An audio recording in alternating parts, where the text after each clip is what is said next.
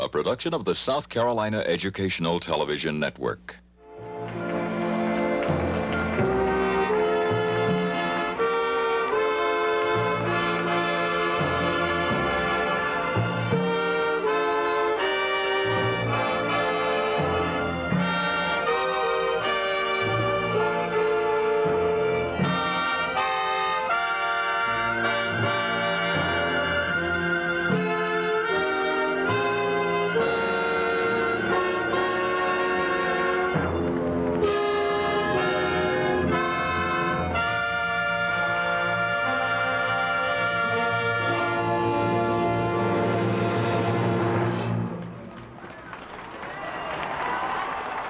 A scene from the closing minutes of Columbia's birthday celebration last month. That celebration going on all year for the bicentennial of South Carolina's capital city, Columbia.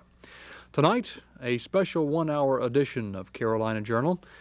I'm Tom Fowler. In a few minutes, you'll see Columbia's bicentennial film.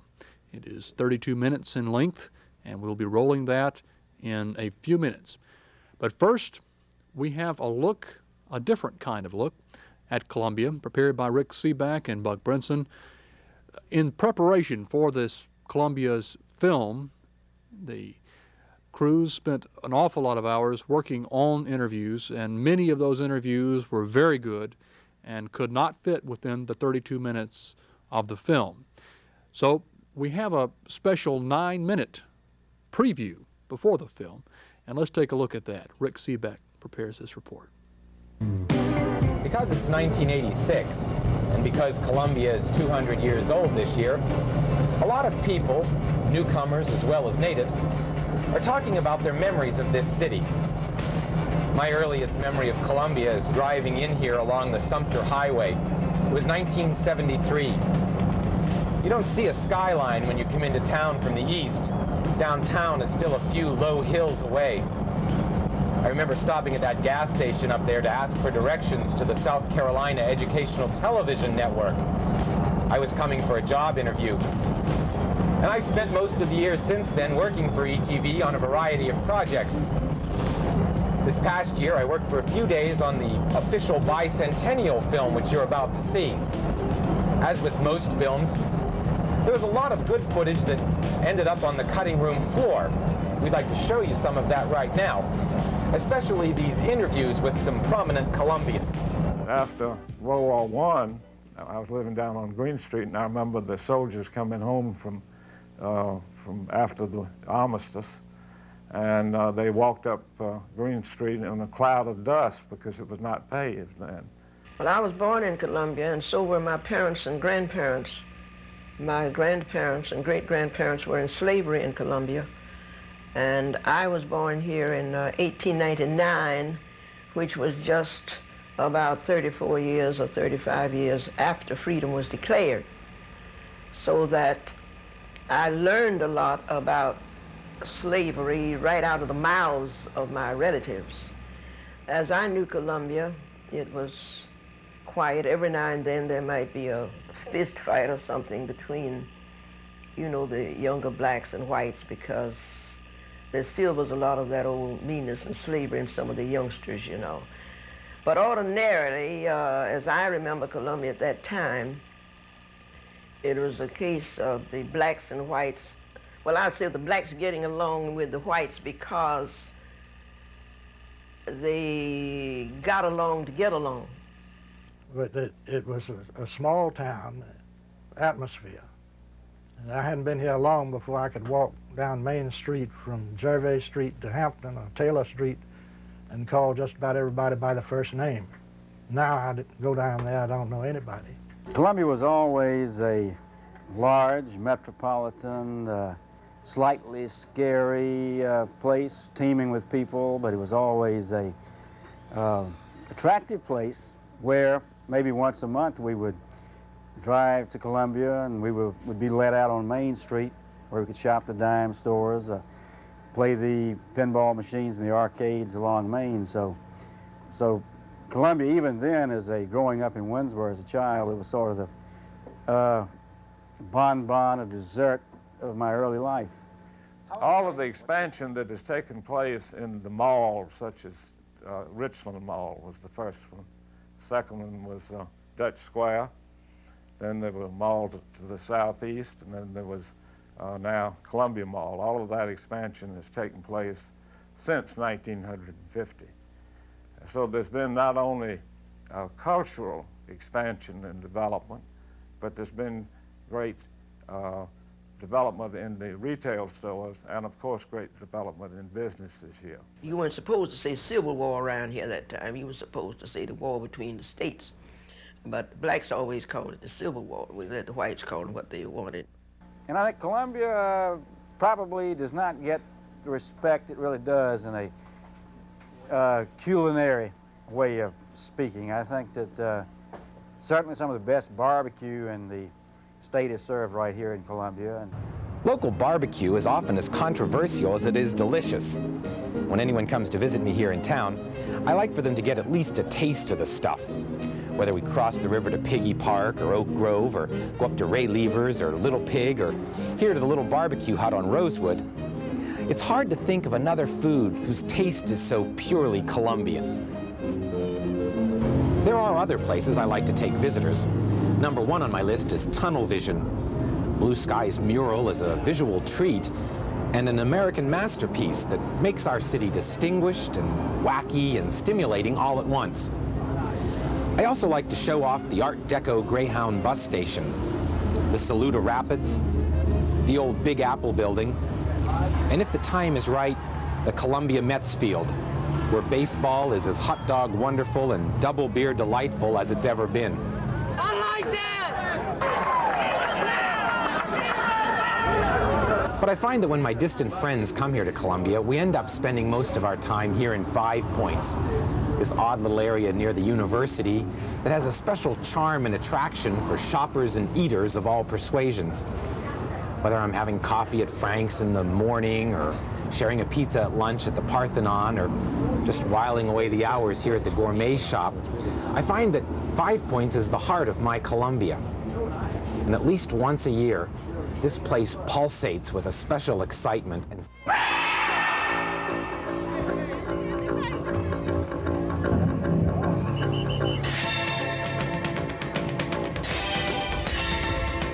St. Patrick's Day is a cause for celebration here in Columbia.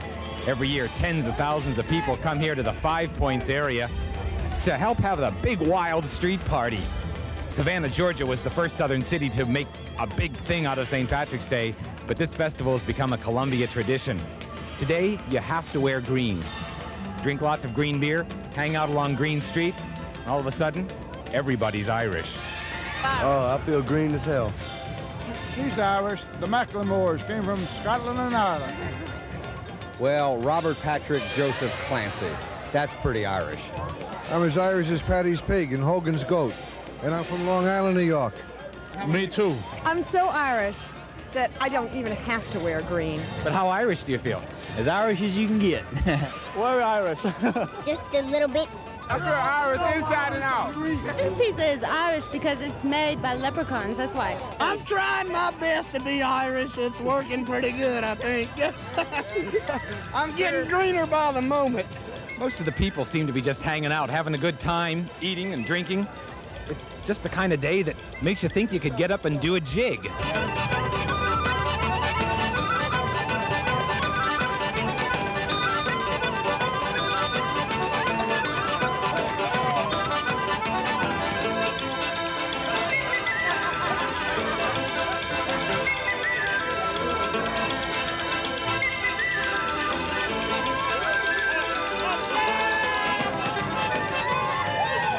Microphone. I think St. Patrick was a man before his time. A guy that knew how to party back when partying was tough. You know what I mean? He's a guy that like people remember because you drink about him, you think about him. If you check out a dictionary of saints, you'll find that St. Patrick was a very successful missionary. He's most famous for converting pagan Ireland to Christianity in the 5th century. Now, 1,500 years later, we honor him with this festival that might best be described as pagan. How Irish am I? I got plenty of Irish right here. Here's my daughter right here. All right. We're Polish. And we're Polish. Okay. 3 goats for your daughter. 3 goats for your daughter. Tell Rudy Mantle to host Woodstock again. Now, the spring equinox is still a couple of days away, but obviously this is Columbia's way of celebrating the end of winter, the coming of the green. But when spring comes to Columbia, it's not only green. It's daffodil yellow, dogwood white, tulip red, the purple of wisteria, and every known shade of azalea.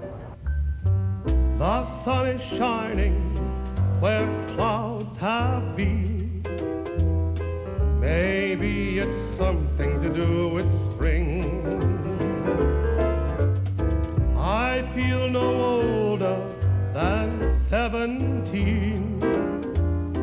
Maybe it's something to do with spring. Thank you, Rick and Buck, for a Rick Seaback look there at Columbia. And some of the excerpts from the footage not used on the Columbia's bicentennial film. We'll see the entire film in just a moment.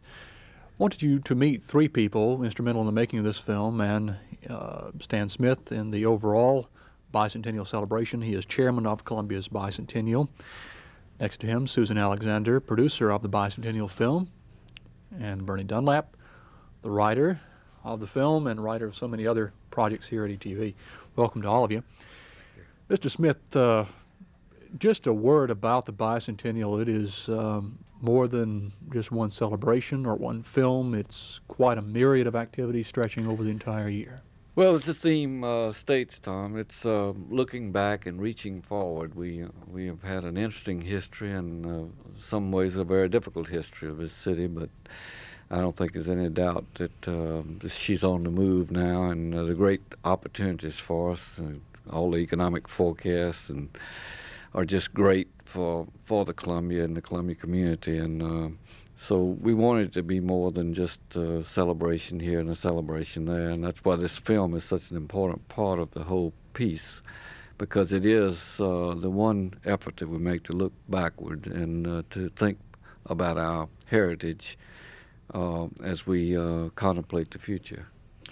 This is a more realistic look at the past rather than a rose-colored look. It's not going to be St. Patrick's Day at 5 Points, but it has humor. It's about people. It tells an accurate story, and most of all, it's designed to excite curiosity. Hopefully family groups will go back to the family albums, to grandmother and granddaddy, and ask questions, or go to the library and look for themselves to find out what their heritage and what part of this heritage is reflected in their family history. Susan, you're from New York, and you're coming in here, and so many people in this city and interested in Columbia throughout the state are not from this state or not from Columbia, and that's part of the story too. That's what Rick was showing in his piece. He's not from here, but he's a Columbian now. What about that, and what kind of perception does that bring to a film? Well, I think now I have lived in Columbia for the past 3 years, so it was a very comfortable situation to find myself in, because I had been here long enough to have a sense of Columbia. But I didn't have any preconceived notions or biases or prejudices. I could stand back and look at material and not think, oh, you know, gosh, that's my next-door neighbor's great-grandfather we're talking about, and those kinds of things that truly can influence the way you approach a film if you let it. So I think I was able to approach it with a good objectivity, at the same time had the sensitivity to Columbia that it required. Bernie, what about this for you? You're the writer, and the words shape the film. Well, in this case, the film was really shaped by other people as well, though, because we began with an advisory board of historians, and we asked them what was essential. We asked them to help us define what was unique about Columbia.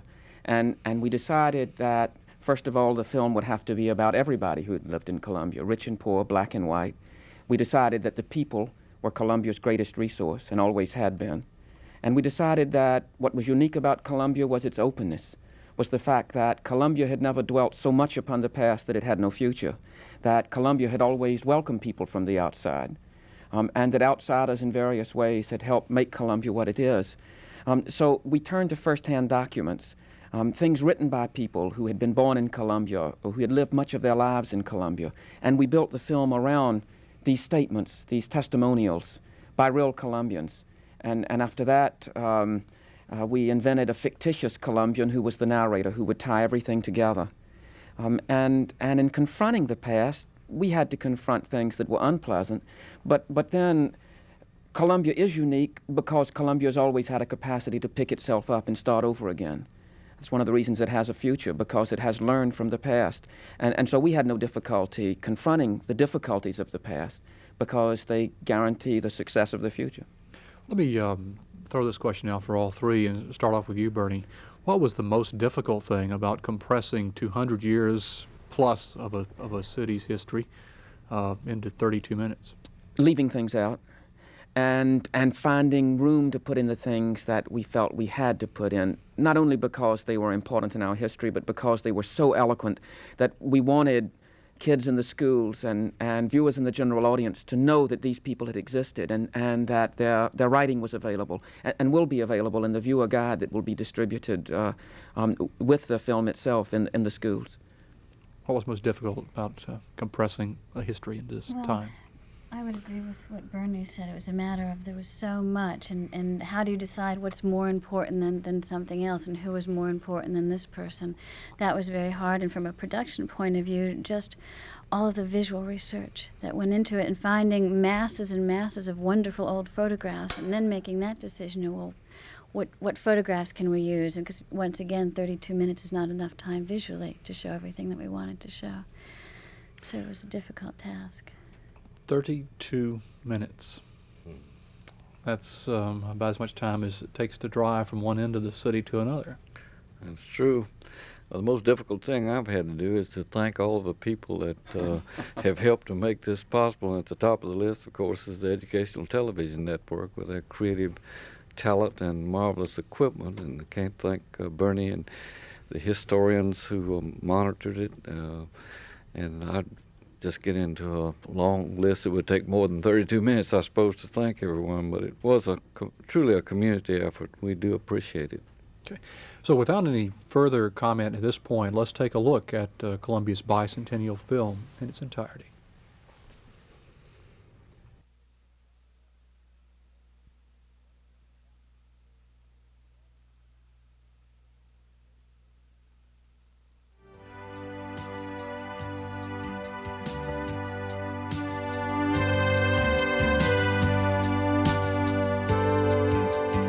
I have one central feeling about the South and myself, and that is the best thing that ever happened to me was to have been born a Southerner.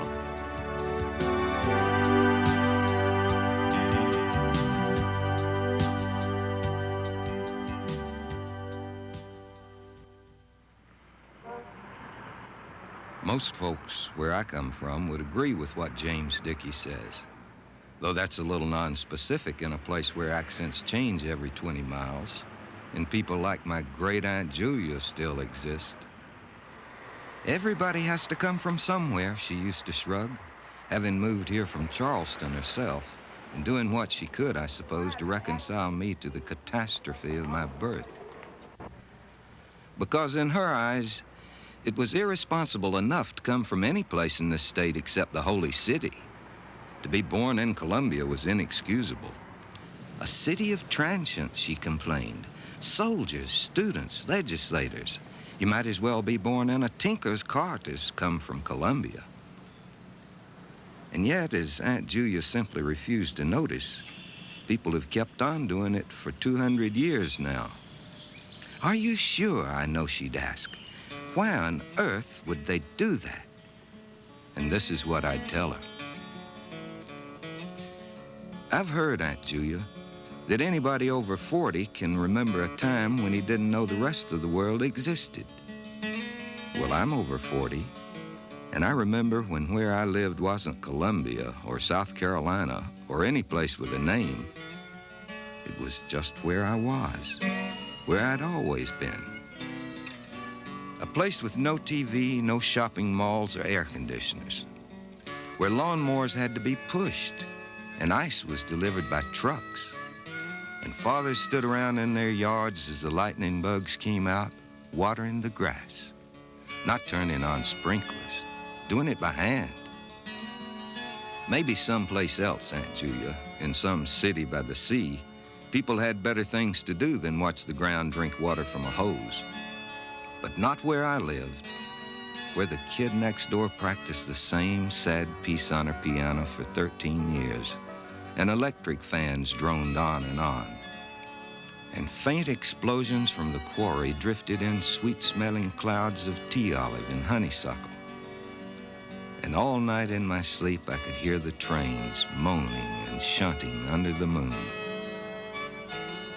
I remember the men with sacks of butter beans and okra calling the cooks from their kitchens, and mules uptown pulling wagon loads of cantaloupes and peaches, red clay streaming from their wheels, while cars with running boards waited for them to move.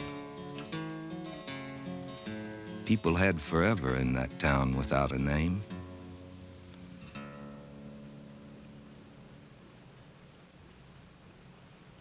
By the time I knew it was called Columbia, I'd learned there were other places too. Places where people fell in love and jumped out of buildings and danced all night in stardust ballrooms and fought wars and dropped bombs and died like gnats around a light bulb.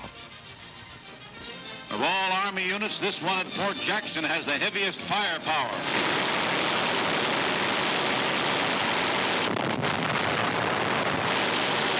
There's a stream of tracer bullets against enemy tank crews who might get out and try to fight.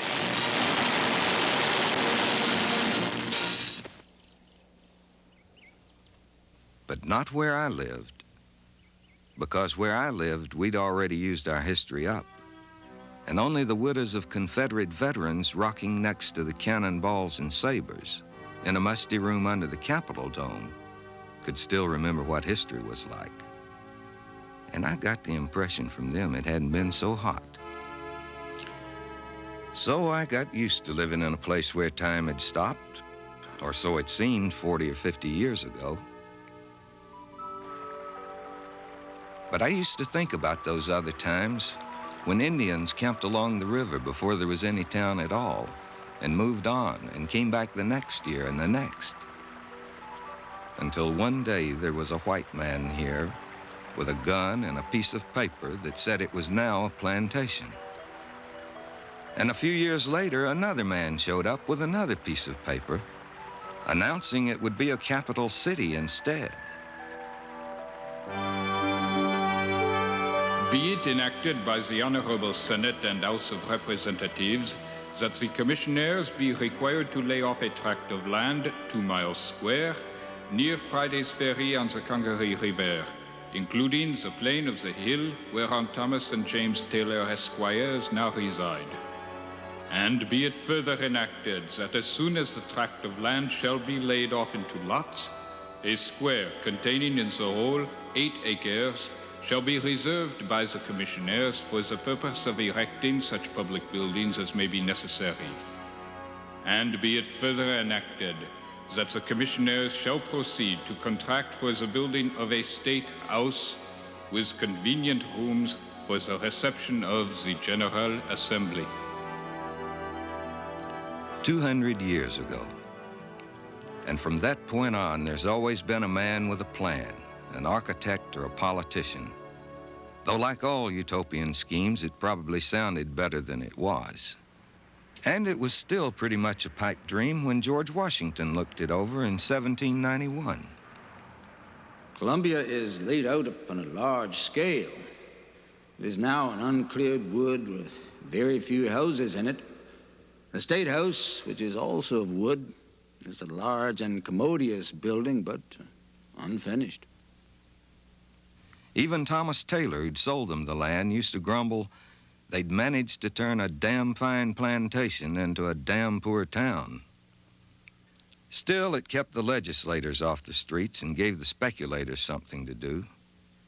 And in 30 or 40 years, when Lafayette came to call, a town had sprung up like a movie set with charming ladies and clever men.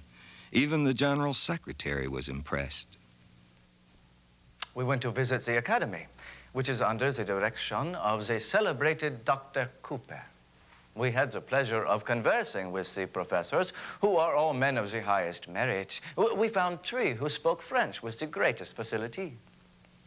The academy would become a university, but the celebrated Dr. Cooper soon became a target for Columbians somewhat less impressed with his freewheeling ideas on politics and religion. After years of squabbling, they forced him to resign. And when he died, they so objected to a monument erected by his fellow citizens that the inscription was changed to read, "By a portion of his fellow citizens." A century later, the university library bears his name. But others came here whose names were not so carefully preserved.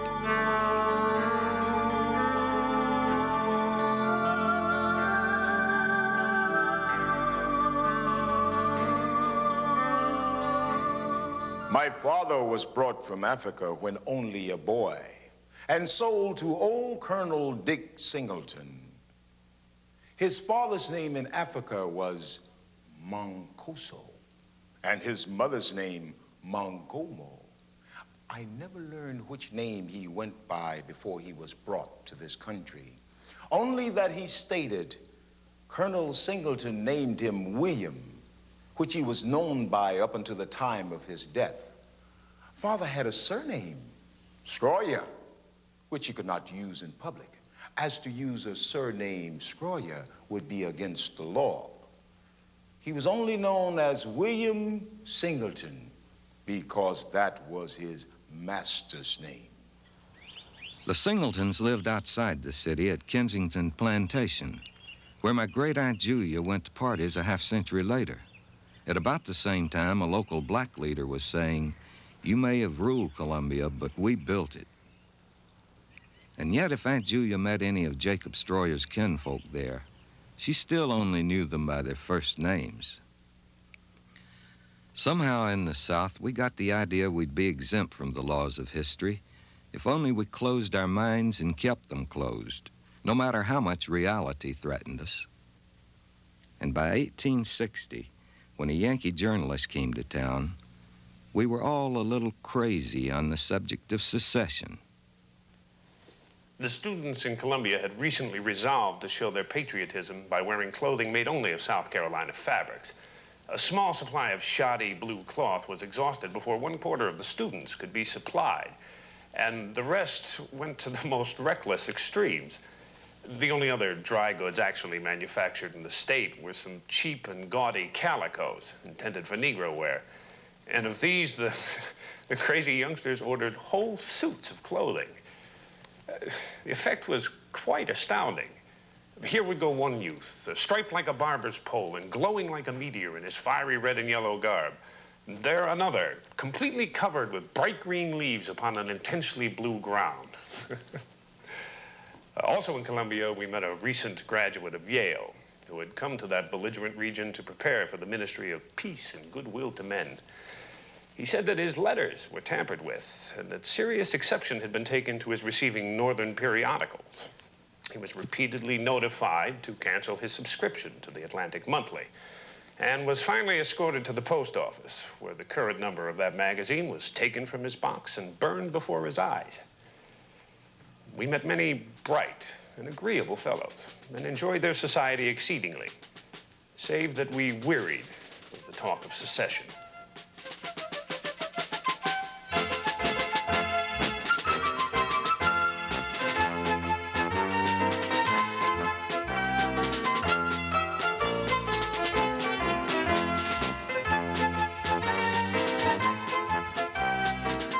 We were playing with fire, all right, in the streets, in the State House, even in the First Baptist Church, where our rage to secede was only briefly dampened by a smallpox epidemic. And when General Sherman showed up in a couple of years with arson on his mind, too, all hell broke loose. Some say we set the fire ourselves to keep the cotton out of Yankee hands. But my Aunt Julia never doubted the Yankees did it. And Emma LeConte, who was only 17 when she watched her city burn to the ground, indignantly agreed. It is true. that when the bulk of the army entered, the work of pillage began. We could hear their shouts as they surged down Main Street and through the State House. And I hear they found a picture of President Davis in the Capitol, which was set up as a target and shot at amid the jeers of the soldiery. At about 7 o'clock, I was standing on the back piazza in the 3rd story. And before me, the whole southern horizon was lit up by the flames which dotted the woods.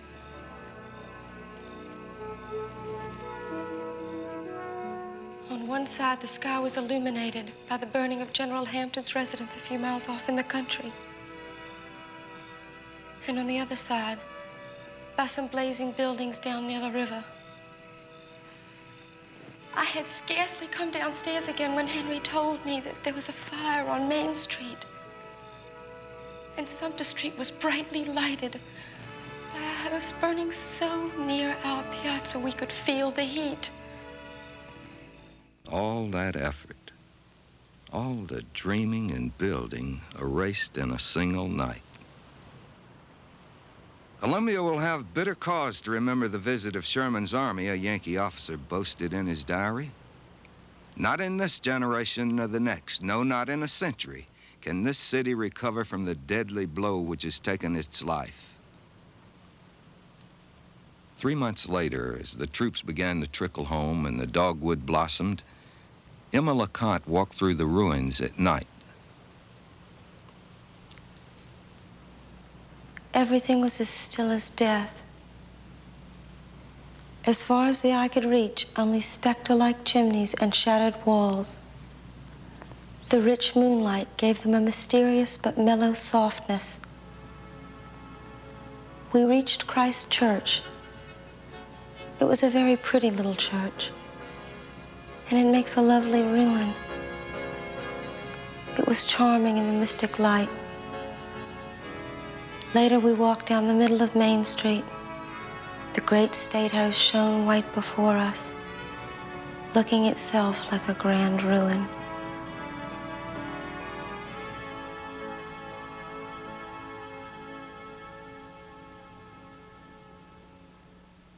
The city was gone, but the river was still there, and the blue jays and azaleas, and the sound of crickets at night, and the smell of wisteria. And if time had stopped for some, for others it was just beginning. I was in Columbia when the hour of liberty was proclaimed to me. 1865. That was the year of Jubilee. That was the year that my father spoke of in the dark days of slavery. He and Mother stayed up late talking of it. The times will come when this boy and all the children shall be their own masters and mistresses. And the time had come. So we started over. After 80 years, we started again from scratch, poking through the ashes to find what we needed to build another city. And we built back all the walls and barriers that had been there before, as if the devastation had taught us nothing.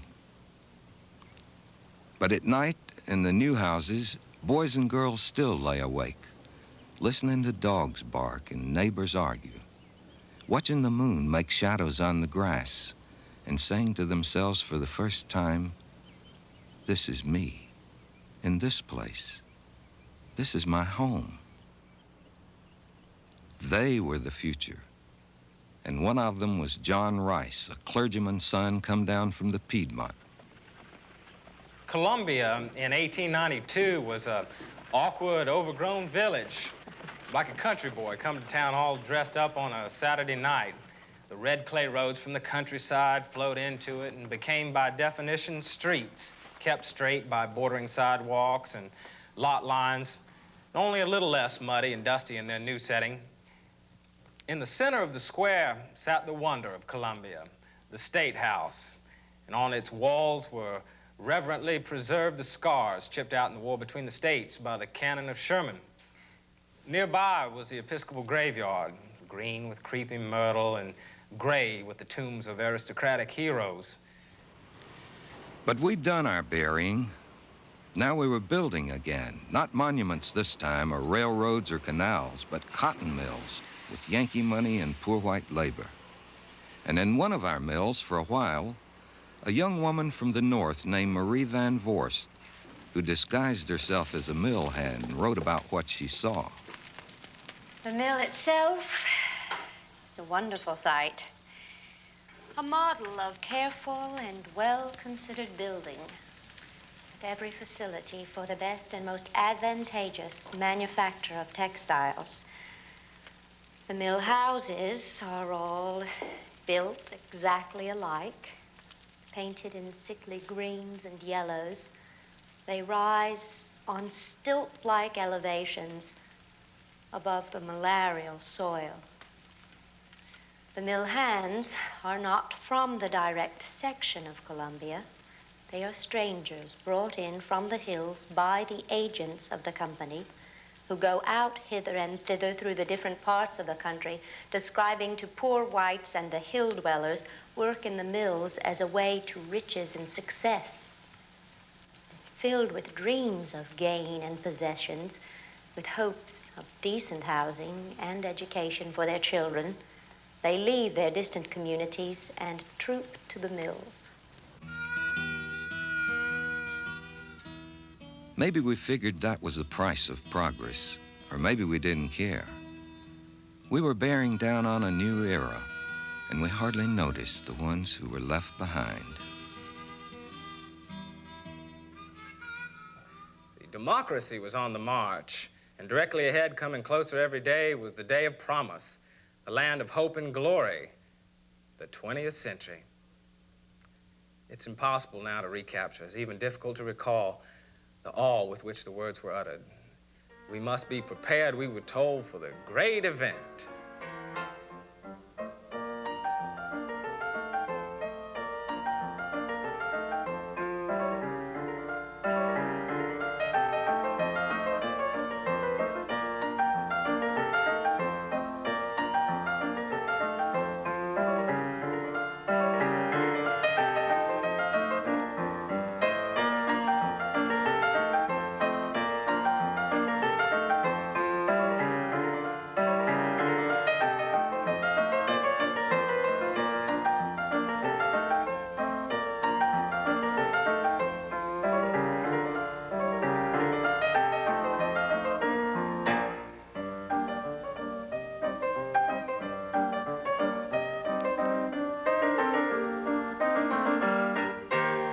But somehow the great event eluded us.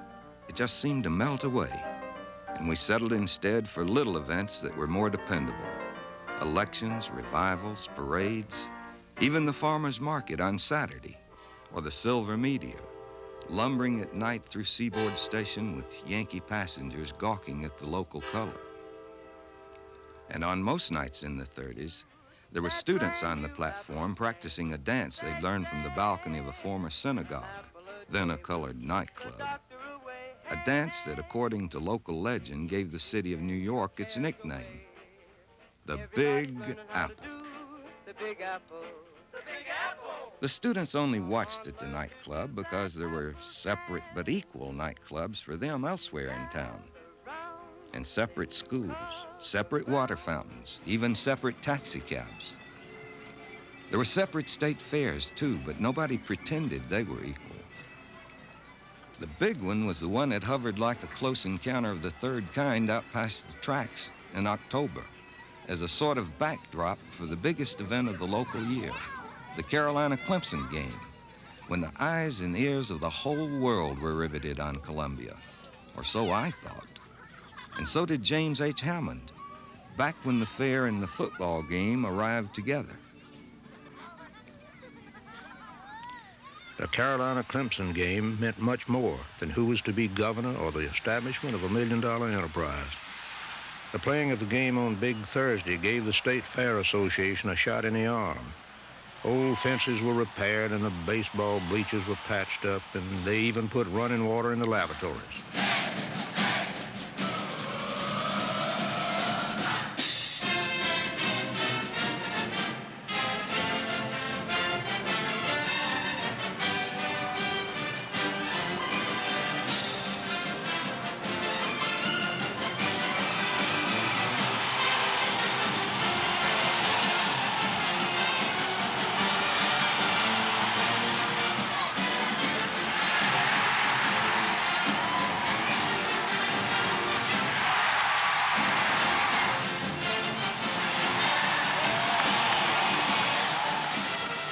But it was the people who made Fair Week, and there were more of them on hand Big Thursday than anybody could count.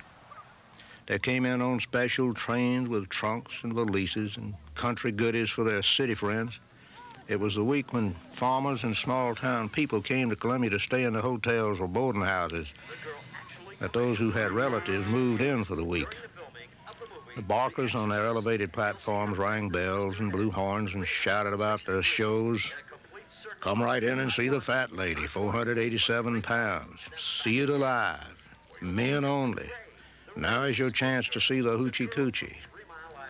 Yes, the girl with a 19-year-old body, the face of a 99-year-old woman, proclaimed by many. There were places that we boys could not go. The snake charmers were usually on Blanding Street, and the church societies offered snacks and meals along with a full quota of insects and dust from the unpaved streets. The cooking was supervised by some old dowager who knew nothing of cooking or was a widow on account of it. I think I'd know a Colombian anywhere in the world after hearing him talk for about a minute. And not just by his accent either.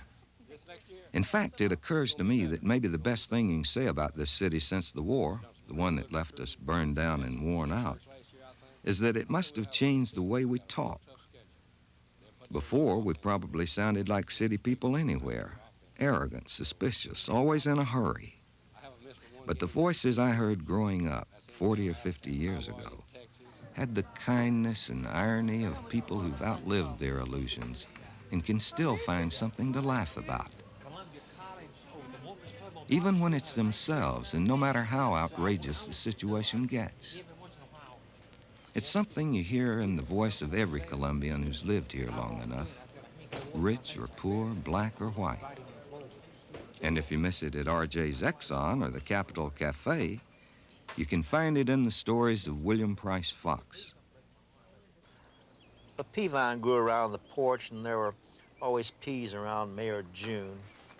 That was the only thick vine on the block, and when it was hot, 2 and sometimes 3 of the dogs from the Spencers next door would squeeze through the broken railings to sleep in the shade. Out beyond the Spencers' house was the colored section. There were no porches on the shotgun houses, and the women would sweep the flat clay yards as if they were an extension of the front rooms. I remember they had green cane chairs out on the ground, and from a little distance, you'd think there was an actual porch out there. In the evening, there was always a guitar or a mandolin, and someone would say, warm her up there, Claude, or play that thing, or make it talk. And there would be a couple harmonicas and a Jew's harp, and they'd play the freight train blues and things like that. And if the wind was right, that old sound would carry 3 and 4 blocks up the street all the way to Logan School.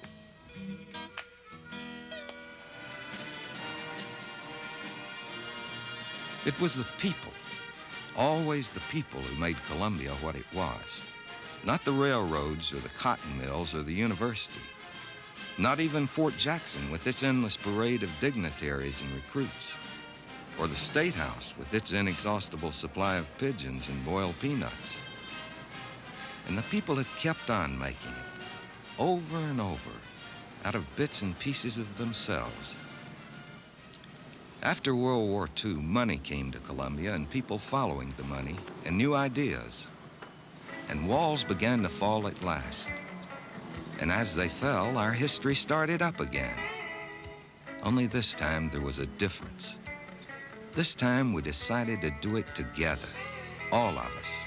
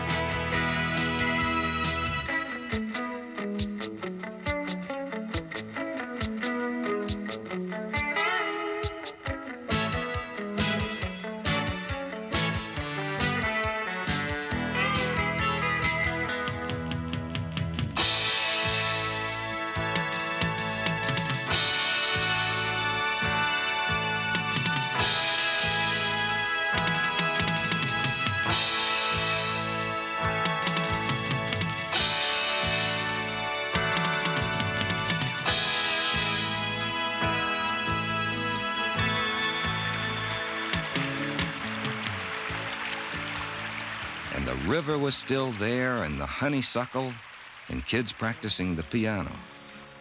And new plans for the future, for the next 200 years. But some things are gone forever unless we remember them. Like Lafayette's parade and Thomas Taylor's plantation. And all those little moments, as precious to them as they should be to us. When Emma LeConte and Jacob Stroyer and John Rice wondered to themselves why they were here, in this particular place, and where their world was going. And all those others we can only guess at, in mills and offices and kitchens, living here in Columbia, making Columbia what it is. And us ourselves, making the future for somebody else to remember. Making Columbia again, over and over.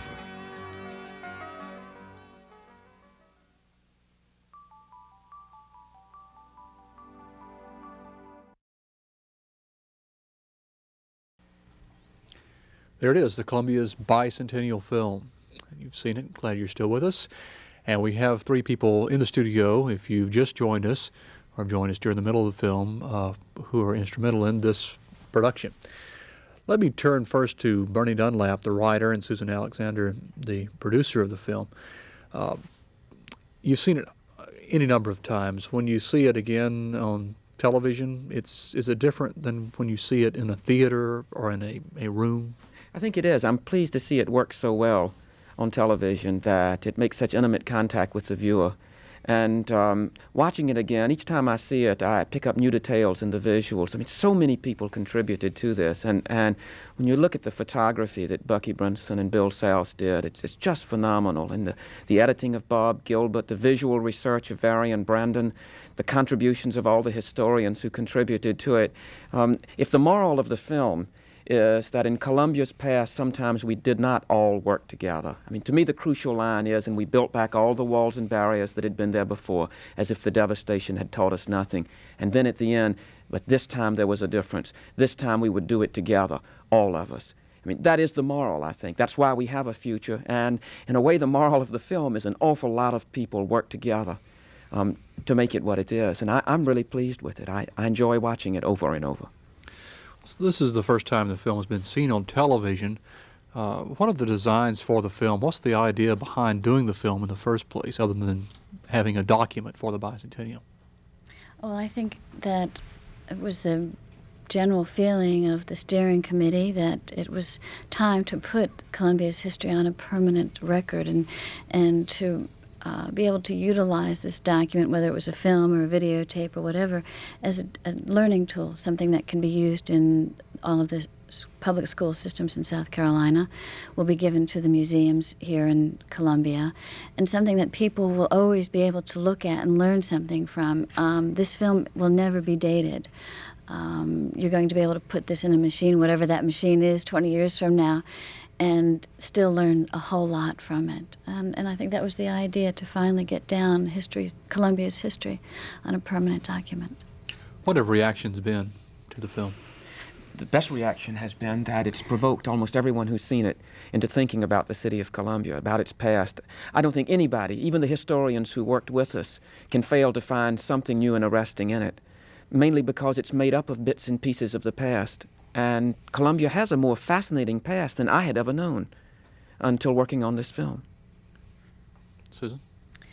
Well, I think the reaction has been very, very good. Obviously, there are going to be some people that are upset with the way that we handled some of the issues. You know, and as Gus Graydon says, if it doesn't stir up controversy, then it's not worth doing. We certainly didn't duck the issues. We did not duck the issues, and I'm glad we didn't. And, you know, I've said it before, that there's no city that can look at its history and say, well, everything was wonderful, because life just isn't that way. And I think what's great about this film is we address those issues. We say, yeah, we had these problems, and this is how we took care of them, and we got over it, and things are just getting better all the time. And I think that's what's really good about the film. Who are some of the actors and the voices who played the historical parts? Russell Green is the narrator, who reads the part of the imaginary character. You could identify some of the actors. All of the casting, we held casting here in Columbia, of course, and we went to Atlanta and we went to Charlotte. People like Rebecca Kuhn is local talent. Marie Van Voorst in the film, the woman who comes and works in the mills. And obviously Russell Green, and then there was James Eric, played the journalist from the Atlantic Monthly, and William Price. William Price Fox, and plays himself, plays himself, and we have R.J. Moore, and of course James Dickey's voice at the very head of the film. We really searched far and wide for the talent. And voices of Columbians, Joe Dillard and others. Yes. Yeah. How did that work for you, Bernie? This mixing of real people from today saying the words, the actual words, right? Yeah, yeah. All the words in the quoted passages are authentic. And then the frame, the narration is, of course, imaginary, but not entirely imaginary. The girl who practiced the same sad piece on her piano for 13 years, I married her. So a little realism mixed in, even with the fantasy there. How many times did this get churned over in your mind when writing this? I wrote it in Tokyo. In Tokyo? In Tokyo, and the nostalgia came very easily to me. And in fact, I was talking to a Japanese one afternoon, and he said, but you see, it's hard for you to understand the history of Tokyo because this city was burned to the ground. And I said, it's easier than you think. My city was burned to the ground by the same people. He said, who do you mean? I said, the Yankees, who else? I found sometimes distance makes nostalgia easier. But when I came back here, having sent the script from Tokyo, a lot of people had been working for 5 or 6 months. The visuals don't just mysteriously appear. People had been hanging out of helicopters and clinging to locomotives, going to the Carolina-Clemson game and to the fair. So many people worked so long to make this film, and there was agreement among us all, finally, that the story of Columbia was the one we've told. Less than 30 seconds, Mr. Smith. Well, the mission of the bicentennial is to make every citizen feel better about themselves, better about the neighborhood, and better about the community. And so this little brief look back helps us get everything in perspective, and we're looking forward to a great future and a great city. No time capsule for the film then? No, it'll be in the time capsule. Okay. We've got a great network, too. Okay. Thanks for all of your help being here, and I hope you enjoyed the bicentennial film throughout South Carolina. I'm Tom Fowler. Good night.